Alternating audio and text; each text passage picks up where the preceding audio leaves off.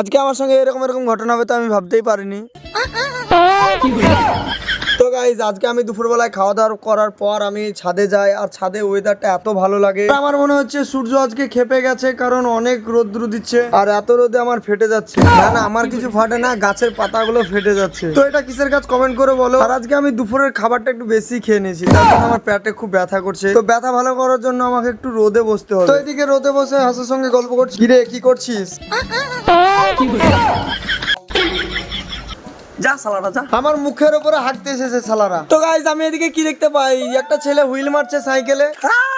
আমি একবার পাচ্ছি নাকি দেখি। তো গাইজ সাইকেলে আমি হুইল মারার চেষ্টা করছি, কিন্তু আমি পাচ্ছি না। অনেক অনেক চেষ্টা করলাম কিন্তু হচ্ছে না আমার দ্বারাই। আর এই ছেলেটা এত সুন্দর হুইল মারছে, কি বলবো তোমাদেরকে। তো যে কোনো জিনিসের প্র্যাকটিস লাগবে, আর প্র্যাকটিসটা হচ্ছে মেন। তাই আমার প্র্যাকটিস নাই বলে আমি পারি না। তো গাইজ ভিডিওটা এই পর্যন্ত। ভালো লেগে থাকলে লাইক কমেন্ট শেয়ার করো, আর তুমি যদি নতুন বন্ধু হতে চাও তাহলে ফলো করো।